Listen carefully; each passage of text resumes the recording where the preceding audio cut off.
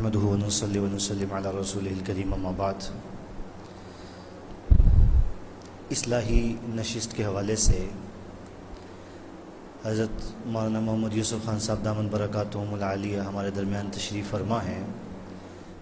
میں آپ کو یہ بات واضح کر دوں کہ یہ اس مئی کے مہینے میں جو ہماری یہ نشست ہو رہی ہے، اس کے بعد انشاءاللہ ماہ رمضان کی دوسری جمعرات کو حضرت کا اصلاحی بیان ہوگا بعد نماز عصر، اور چھوٹی عید کے بعد حضرت کے بیانات کا سلسلہ جب شروع ہوگا تو اس کے شیڈول کا حضرت سے مشاورت کے بعد انشاءاللہ اعلان کر دیا جائے گا۔ جو رمضان سے پہلے کی نشستیں ہیں، آج یہ ان میں سے آخری نشست ہے۔ ماہ رمضان میں حضرت کا بیان رمضان کی دوسری جمعرات کو نماز عصر کے بعد ہوگا، نماز عصر سے مغرب تک انشاءاللہ، اور عید الفطر کے بعد حضرت کے بیانات کا جو شیڈول ہوگا اس کا اعلان انشاءاللہ حضرت کی مشاورت کے بعد کر دیا جائے گا۔ میں حضرت سے درخواست کروں گا کہ اپنے مواعظ سے ہمیں مستفید فرمائیں۔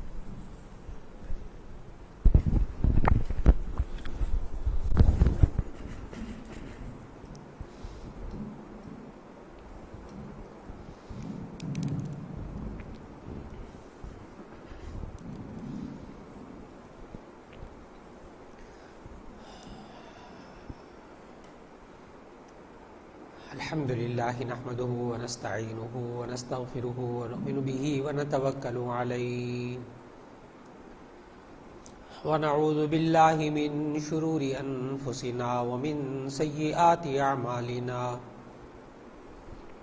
من يهده الله فلا مضل له ومن يضلله فلا هادي له ونشهد أن لا إله إلا الله وحده لا شريك له ونشهد أن سيدنا ومولانا محمدا عبده ورسوله صلى الله عليه وسلم أما بعد فأعوذ بالله من الشيطان الرجيم بسم الله الرحمن الرحيم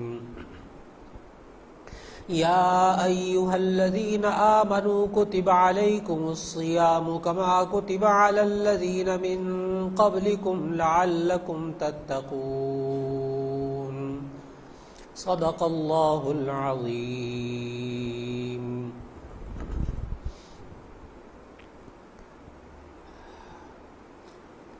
ہماری اس نشست کا موضوع تربیت اور اصلاح ہمیشہ رہتا ہے۔ اللہ رب العزت ہمیں ایک مہینہ عطا فرمانے والے ہیں، یعنی رمضان المبارک۔ یہ خود پورا مہینہ تربیت کا مہینہ ہے۔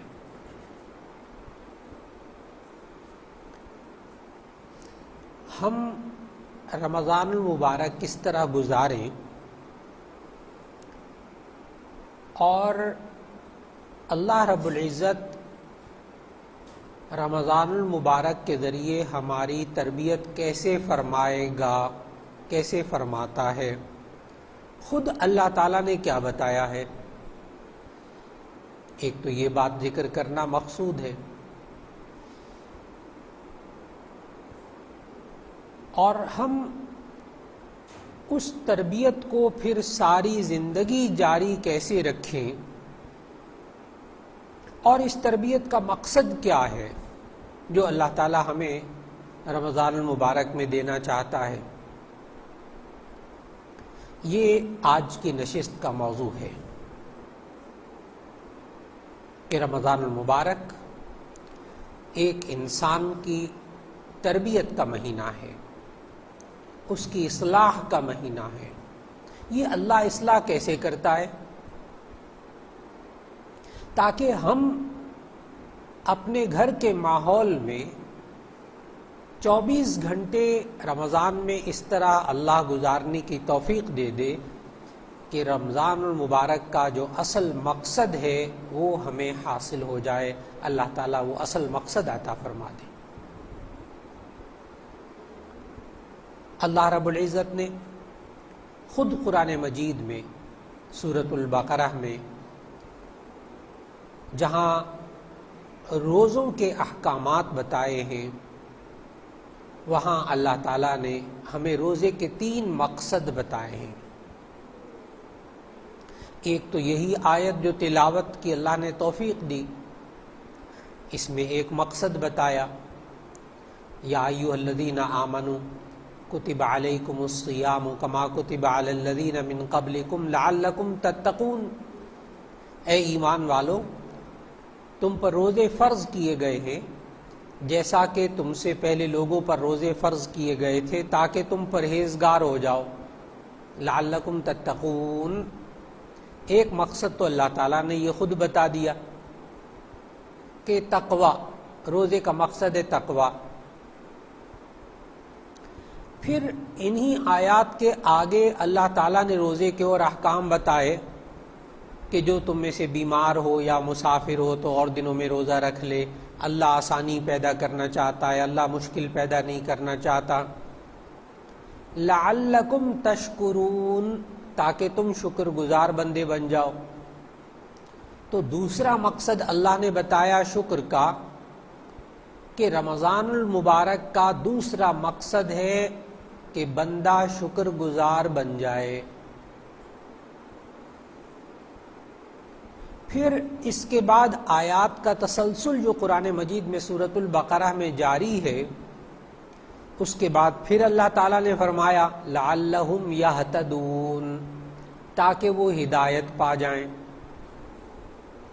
تو اب ہمیں قرآن مجید کی ان آیات سے روزے کے 3 مقصد معلوم ہوئے۔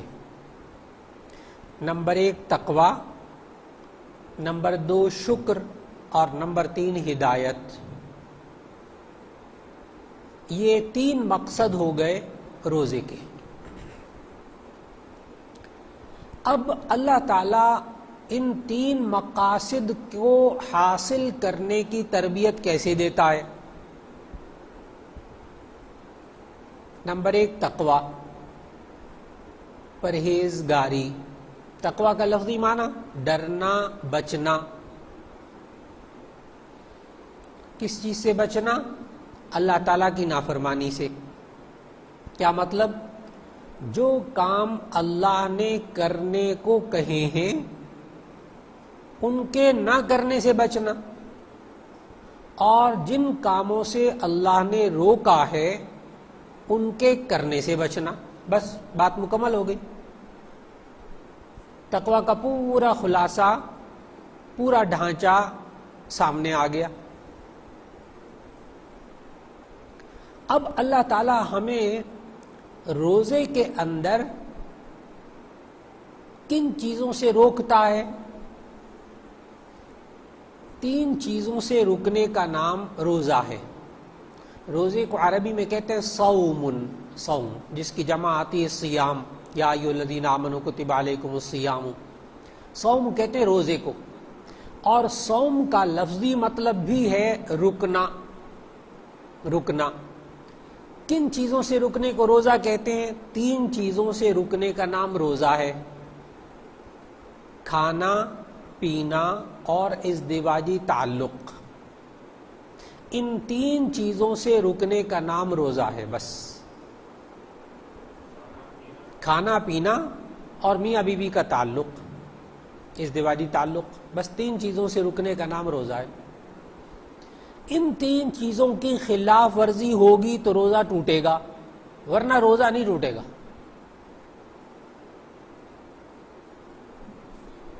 اور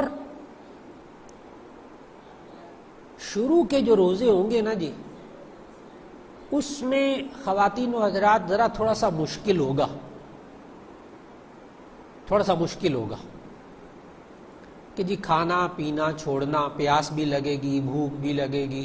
شروع کے چند روزے ذرا مشکل گزریں گے، پھر اس کے بعد باقی روزے آسان ہو جائیں گے۔ اب جب روزے آسان ہو جائیں گے نا، یہ کیوں مشکل کیوں ہوں گے شروع میں؟ اب تربیت کو سمجھنا ہے کہ اللہ تعالیٰ کیا تربیت دے رہا ہے۔ شروع کے روزے اس لیے مشکل ہوں گے کہ ہمیں 11 مہینے سے کھانے پینے کی عادت پڑی ہوئی تھی، ہر وقت کھانا پینا کوئی پابندی نہیں، صبح کھاؤ شام کھاؤ دوپہر کھاؤ، تو 11 مہینے سے کھانے کی عادت پڑی ہوئی تھی، 11 مہینے سے پینے کی عادت پڑی ہوئی تھی، تو اس عادت کو بدلنا یہ ذرا مشکل ہے۔ پھر جب نہ کھانے کی عادت پڑ گئی، نہ پینے کی عادت پڑ گئی شروع کے روزوں میں، تو درمیان کے روزے آسان ہو گئے۔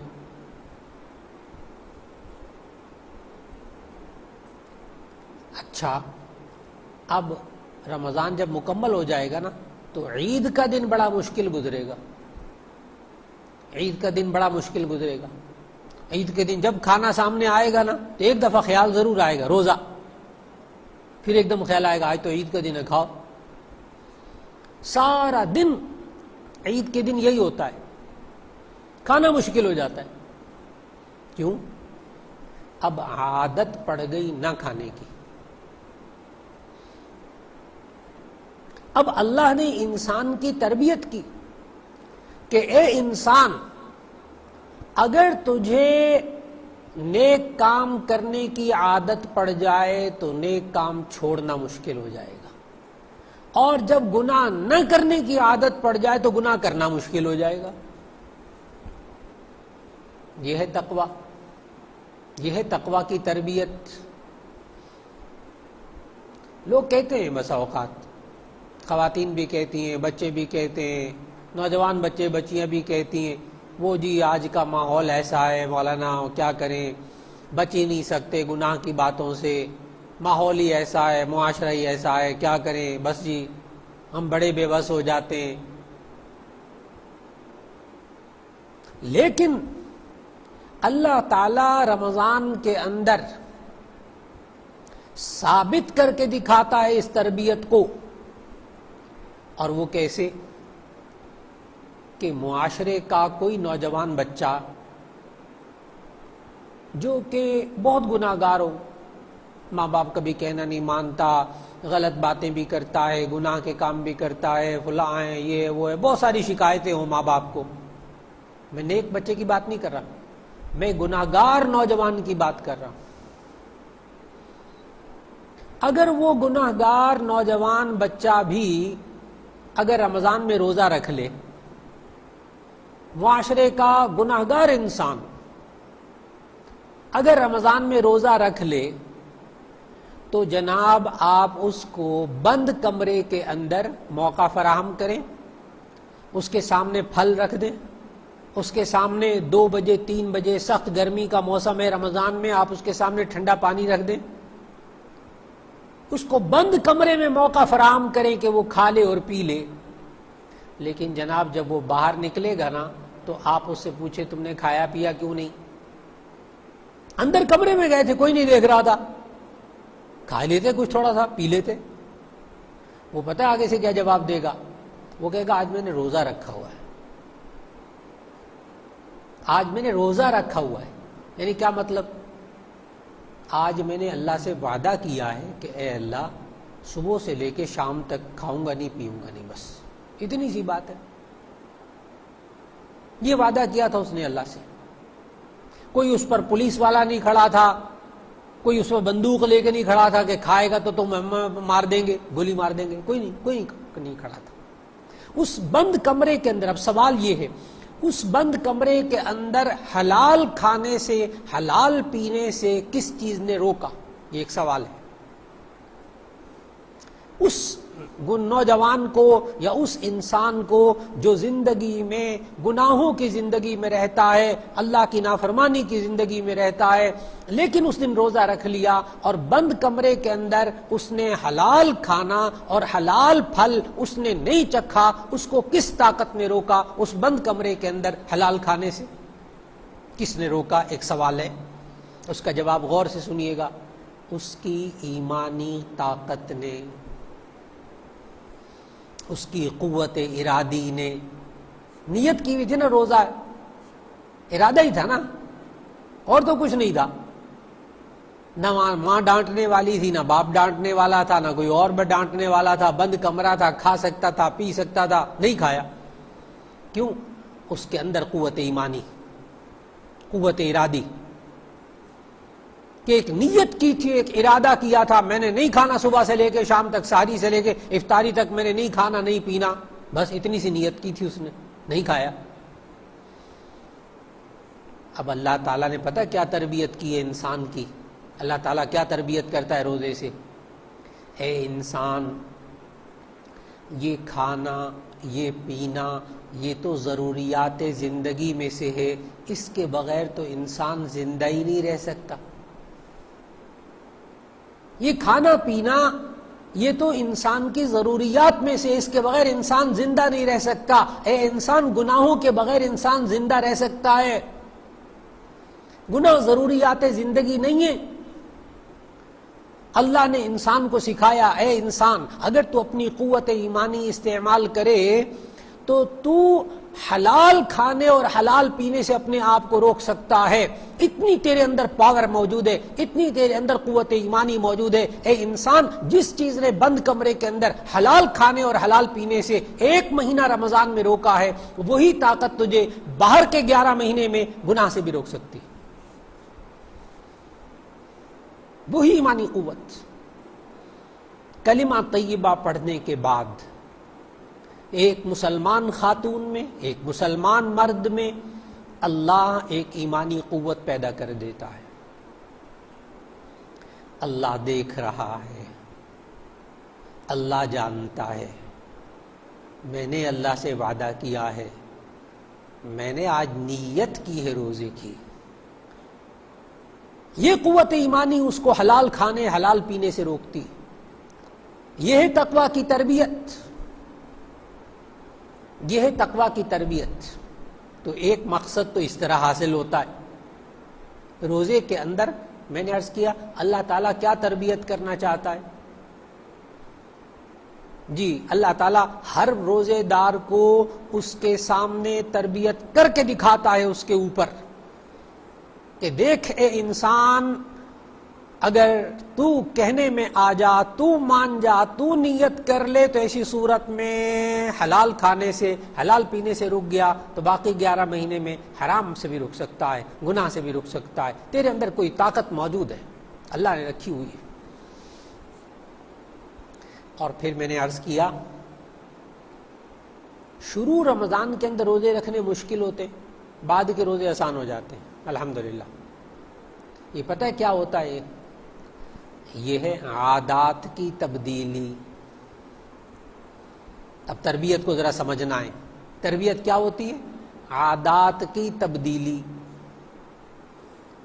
انسان اپنی عادتوں کو بدل لے، نیکی کی عادتیں ڈال لے، اس سے گناہ نہ کرنے کی عادت ڈال لے، انشاءاللہ اس کی عادتیں بدل جائیں گی۔ اللہ تعالیٰ نے انسان کی تربیت کی، اس 1 مہینے کے اندر تربیت کرتا ہے اللہ تعالیٰ کہ اے انسان، عادت کس کو کہتے ہیں؟ اس کو تھوڑا سا سمجھنا ہوگا۔ عادت، ماہرین نفسیات نے عادت کی تعریف یہ کی ہے کہ آپ کوئی کام بار بار کریں یہاں تک کہ آپ کے لیے وہ کام آسان ہو جائے، اس کو کہتے ہیں عادت۔ پھر میں آسان لفظوں میں کہوں، کوئی کام بار بار کیا جائے یہاں تک کہ وہ آسانی سے وہ کام ہونے لگے، تو اس کو کہتے ہیں عادت۔ عادات کی تبدیلی، یہ ہے تربیت روزے کی۔ بندہ اپنی عادتیں بدل لے۔ اگر یہ بندہ نیکی کی عادتیں ڈال لے گا تو وہ نیکی کی زندگی بن جائے گی۔ یہاں ایک بات ذہن میں رکھیے گا خواتین و حضرات، عادات کی تبدیلی کے لیے جہاں انسان کی قوت ایمانی، قوت ارادی کا دخل ہوتا ہے، وہاں ایک اور چیز بھی ہے، اور وہ ہے ماحول۔ انسان کا ماحول اس کی عادتیں بدلتا ہے۔ اگر گھر کے اندر، یہاں تک کہ اسی لیے میں عرض کروں گا، وہ خواتین جو بزرگ ہوں، بیمار ہوں، یا بچوں کی وجہ سے اگر روزے نہ رکھ سکتی ہوں، تو شریعت میں پتہ کیا حکم ہے؟ شریعت میں حکم یہ ہے کہ ان خواتین کو، ان مردوں کو جو بزرگ ہو گئے، بوڑھے ہو گئے، ڈاکٹر نے کہا جی آپ روزہ نہیں رکھ سکتے، ان کو بھی روزے داروں کے سامنے نہیں کھانا چاہیے، روزے داروں کے سامنے روزے داروں ہی کی طرح رہنا چاہیے۔ یہ نہیں ہے کہ اس کو چونکہ شرعی عذر ہے جی روزہ نہیں رکھ سکتے، چلو سب کے سامنے دسترخوان لگاؤ بچھاؤ، پتہ ہی نہیں چل رہا گھر میں کہ رمضان بھی ہے۔ یہ گناہ کا ماحول ہے، یہ اللہ کی نافرمانی کا ماحول ہے۔ جی چھپ کر کھائیں، جن کو اللہ نے اجازت بھی دی ہے، جو مریض ہیں، بیمار ہیں، ڈاکٹر نے کہا ہے نہیں آپ نے روزہ نہیں رکھنا، جی ان کے لیے بھی آپ ایسا نظام بنائیں کہ گھر کے اندر محسوس ہو کہ رمضان ہے۔ آج ہمارے معاشرے کے اندر جو گھروں میں خواتین ذمہ داری پوری نہیں کرتی اور مرد اپنی ذمہ داری پوری نہیں کرتے اور گھر کا ماحول رمضان کا ماحول نہیں رہتا، وہ جی اس نے بھی روزہ نہیں رکھنا، اس نے بھی روزہ نہیں رکھنا، وہ فلاں نے بھی روزہ نہیں رکھنا، چلو جی 3 وقت ویسے ہی کھانا پک رہا ہے، ویسے ہی دسترخوان لگ رہا ہے۔ وہ الگ بات ہے کہ بعض گھروں کے اندر افطاری ہوتی ہے چاہے روزہ ہو یا نہ ہو۔ یہ بڑا اچھا مرحلہ ہے کہ چاہے روزہ ہو یا نہ ہو افطاری ضرور بنے گی، سارے افطار کریں گے بیٹھ کے اکٹھے۔ یہ ماحول بنائیے، ساری کے وقت میں ساری کے وقت میں اٹھیں، ساری کھائیں، ناشتہ نہ لگایا جائے صبح۔ ہاں ڈاکٹر نے کہا ہو کہ بھی ناشتے کے وقت میں ناشتہ کرنا ہے، فلاں وقت میں اتنے دکھانا ہے، کوئی انسولین لگا رہا ہے، کوئی کچھ کر رہا ہے، وہ الگ مسئلے ہیں۔ میں جو ایک عمومی فضا بنا رہا ہوں کہ اللہ رب العزت نے جب ایک ماحول بنانے کو ہمیں کہا ہے تو رمضان میں ساری کھائیں، سارے افطاری میں شریک ہوں، ایک ماحول بنے۔ اور اگر کسی نے درمیان میں بیمار ہے، کھانا کھانا ہے، پانی پینا ہے نا، تو روزے داروں کے سامنے نہیں۔ یہ ہے روزے کا احترام، یہ ہے روزے کا احترام۔ اس لیے گھروں میں خواتین کی ذمہ داری ہے کہ وہ گھر کے اندر رمضان کا ماحول بنائیں۔ اس سے کیا ہوتا ہے؟ ماحول میں عادتوں کو بدلنا آسان ہو جاتا ہے۔ گھر میں روزے کا ماحول ہونا تو روزہ رکھنا آسان ہوتا ہے۔ رمضان میں روزے رکھنا آسان ہے، خواتین کو بڑا اس بارے میں احساس ہوتا ہے کہ رمضان میں روزے رکھنا آسان ہے، اور اگر چند روزے قضا کرنے پڑ جائیں اور بعد میں رکھنے پڑیں تو بڑا مشکل ہوتا ہے۔ کیوں؟ رمضان میں ماحول بنا ہوتا ہے ایک روزہ رکھنے کا۔ جب نیکی کا ماحول بنا ہوتا ہے تو نیک کام کرنا مشکل نہیں رہتا، آسان ہو جاتا ہے، اور اگر ماحول نیکی کا نہ بنا ہو تو ایسی صورت میں نیک کام کرنا مشکل ہوتا ہے۔ اس لیے گزارش یہ ہے رمضان میں تقوی، پرہیزگاری کا ماحول بنایا جائے۔ میں تو اس پر بھی شکر کرتا ہوں کہ بعض خواتین، بعض حضرات الحمدللہ یوں آ کر کہتے ہیں کہ جی ہم نے تو جی رمضان میں فلاں چیز بھی دیکھنی بند کر دی، فلاں چیز بھی دیکھنی بند کر دی، فلاں چیز بھی دیکھنی بند کر دی۔ رمضان میں تو ہمارے ہاں جی بچوں کو بھی ہم سمجھاتے ہیں کہ دیکھو بھی اب رمضان ہے، روزہ ہے، اس کا احترام کرنا ہے۔ یہ بھی غنیمت ہے، یہ بھی غنیمت ہے کہ عادات تو بدلیں گی نا۔ ایک مہینہ جب گناہوں سے بچائیں گے اپنے بچوں کو، غلط چیزیں دیکھنے سے بچائیں گے اپنے بچوں کو، ماحول بنائیں گے تو انشاءاللہ العزیز اللہ تعالیٰ اس کے اثرات عطا فرمائے گا، انشاءاللہ عطا فرمائے گا۔ نمبر 2، دوسرا مقصد جو اللہ تعالیٰ رمضان میں عطا فرمانا چاہتا ہے وہ ہے شکر۔ یہ انسان عجیب انسان ہوتا ہے، جب تک اللہ تعالیٰ انسان سے کوئی نعمت روکتا نہیں ہے نا، یا تھوڑی دیر کے لیے روکتا نہیں ہے، چھینتا نہیں ہے، اس وقت تک بندے کو نہیں پتہ چلتا یہ نعمت کتنی بڑی ہے۔ جب تک بندہ تندرست رہتا ہے نا، اس کو نہیں پتا ہوتا صحت کتنی بڑی نعمت ہے، اور جب ذرا سر میں درد ہوتا ہے، بخار ہوتا ہے، تھوڑا سا بیمار ہوتا ہے تو پتہ چل جاتا ہے صحت کتنی بڑی نعمت ہے۔ اچھا یہ کوئی عام بندوں کی بات نہیں ہے، اللہ کے خاص بندوں کے ساتھ بھی یہی کچھ ہے۔ کیسے؟ شیخ سعدی رحمۃ اللہ علیہ خود اپنے بارے میں لکھتے، کتنے بڑے اللہ کے ولی، لوگوں کو کتنی اچھی باتیں بتاتے تھے۔ شیخ سعدی رحمۃ اللہ علیہ کہتے ہیں میرے پاس ایک دن جوتا نہیں تھا، جوتا پاؤں میں شوز، جوتے نہیں تھے میرے پاس. تو شیخ سعدی کہتے ہیں کہ میرے نا زبان سے یہ نکلا کہ اللہ دیکھ میں تیرا کتنا نیک بندہ ہوں اور لوگوں کو اچھی اچھی باتیں بتاتا ہوں، اتنے اچھے اخلاق سکھاتا ہوں، دیکھ میرے پاس جوتے ہی نہیں ہیں. ناشکری آ گئی نا. شیخ سعدی کہتے ہیں کہ میں ابھی انہی خیالات میں چل رہا تھا کہ مسجد کے پاس سے گزرا تو وہاں مسجد میں ایک شخص ایسا تھا جس کے حادثے میں دونوں پاؤں بیچارے کے کٹ گئے تھے، معذور تھا بیچارہ. شیخ سعدی کہتے میں نے اس بندے کو دیکھا تو فوراً وہیں سجدے میں گر گیا اور میں نے کہا اے اللہ جوتے نہیں تو کوئی بات نہیں، پاؤں تو ہے نا.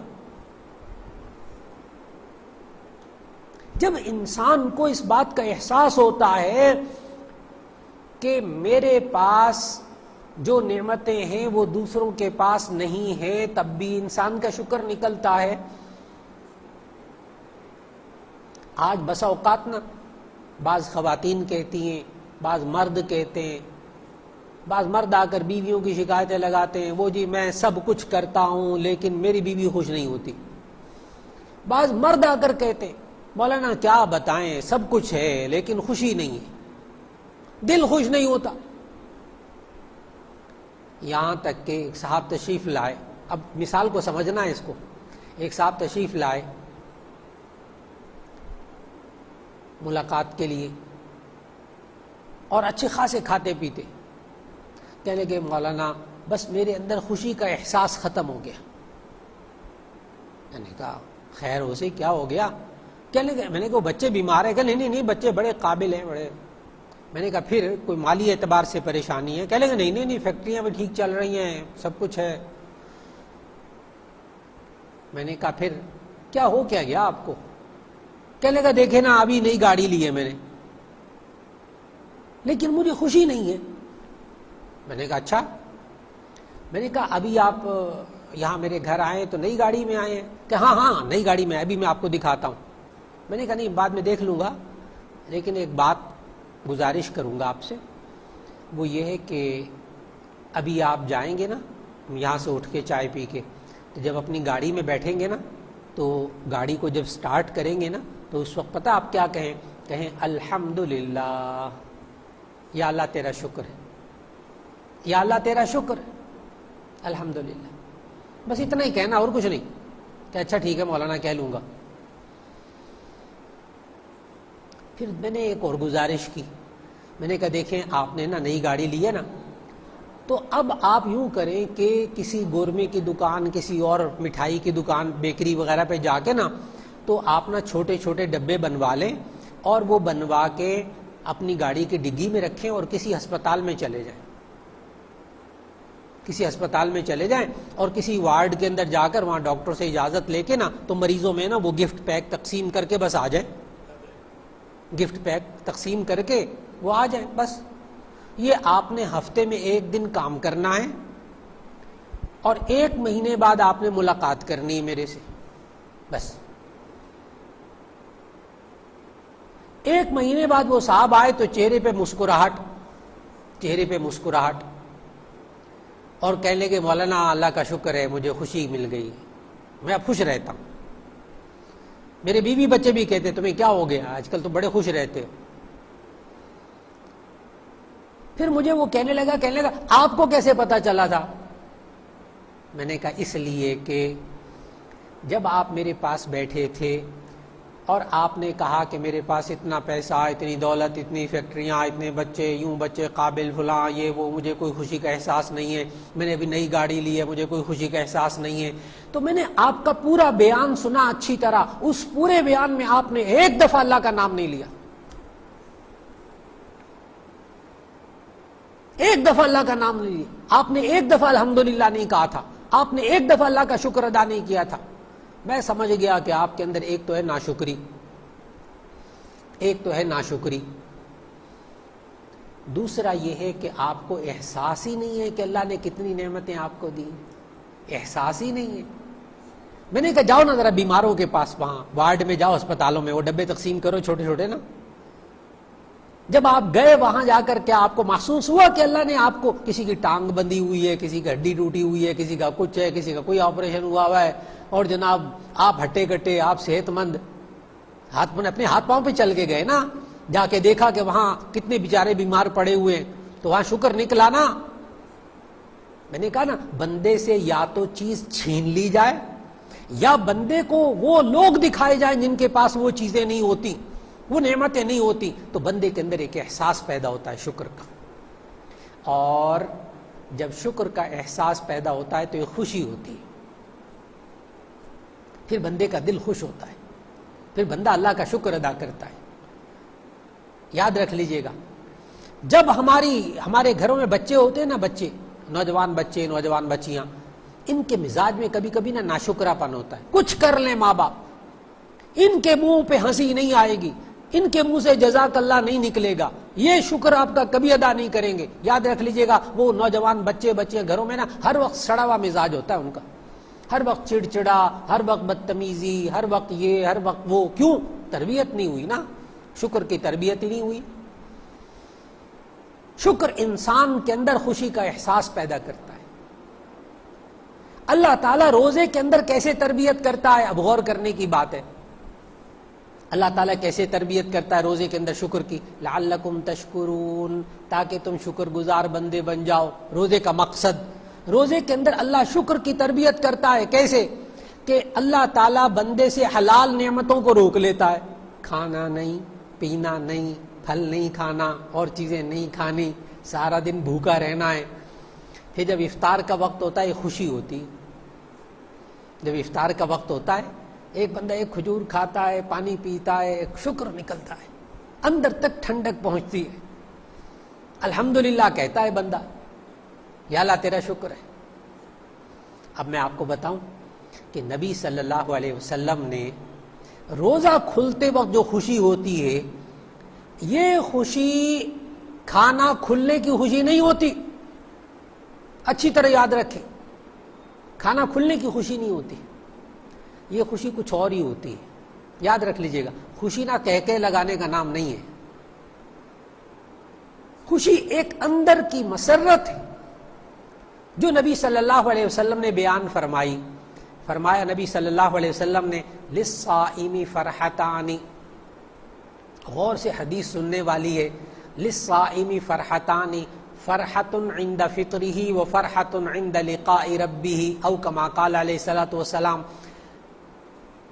نبی صلی اللہ علیہ وسلم نے فرمایا روزے دار کو دو خوشیاں نصیب ہوتی ہیں، ایک افطار کے وقت، اب دیکھیے گا خوشی، روزے دار کو دو خوشیاں نصیب ہوتی ہیں، ایک افطار کے وقت اور دوسری خوشی وہ خوشی ہے، ذرا بڑا سوچ سمجھ کے آپ نے سننا ہے۔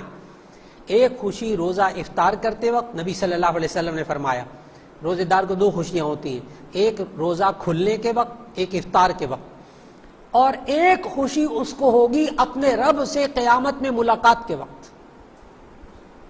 کس خوشی کو کس خوشی کے ساتھ ذکر کیا جا رہا ہے؟